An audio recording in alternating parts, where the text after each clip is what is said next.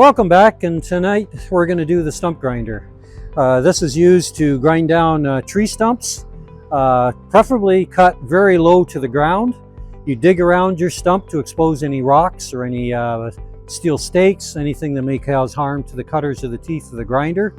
And then you'll bring the grinder over and you'll be chewing up the wood. Now, in this particular stump grinder, you've got carbide teeth. Here's the carbide. And this grade of carbide is made for impact and for grinding it up into little chips.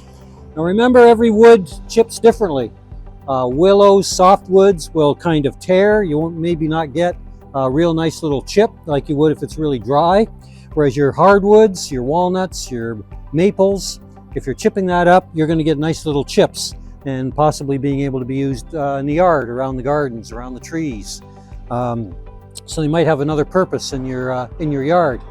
But definitely you want to make sure that your stumps aren't growing too close to trees and everything. If they are, watch out for steel or wire from the actual tree. Stumps like to grow around things. They don't push things out of the way.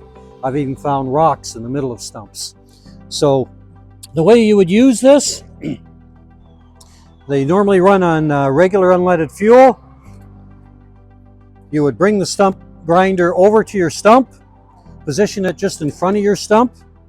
You lock the one wheel by pulling this lever here, which will lock this one wheel from moving. Two purposes. Once, it gives you a pivot point so that you can grind away, but also helps if you get too high on the stump and it wants to climb over your stump. So you want to be grinding in the 3 o'clock to 6 o'clock area in the front of the wheel, not in the bottom, not right in the front. And you'll grind. You'll release the brake, you'll move forward, you'll lock it again, and you'll grind again. You control how much you grind. You can chop if you want, if there's roots, but normally it's a very slow progression back and forth, just enough friction that you can feel how much you're grinding and not too heavily. You shouldn't be at the position where you're pushing hard on the grinder. Now, this bale here is a safety bale, just like a lawnmower. This would be down. You would tip the machine back. You would start the unit. Now I'll give it a little click. And you'll see it starts right away, but also notice the wheel turns right away. So you don't want to be leaving this down on the ground to start it. You tip it back, you start it. Of course, you'll pull the choke first. You'll start it, and then once it starts going, then you'll put the choke off, and then you'll bring the throttle lever up to bring the machine up to full speed for grinding.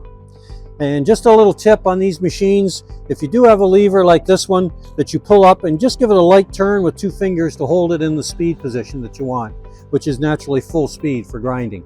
You don't crank it, you don't put a wrench on it. All you do is give it a light turn and it'll lock in that position. And when you're done, you would just release it and slowly release the speed so that it'll slow down before you turn it off.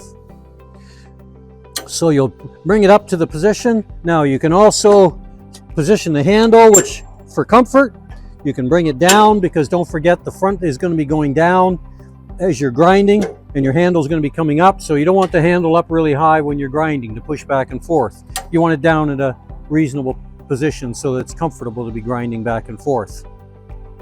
So take it easy, go back and forth, move the chips out of the way as you go, and take your time.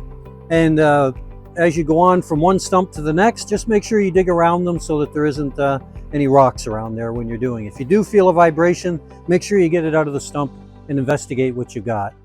So that's a little preview of the stump grinder, and don't forget to subscribe.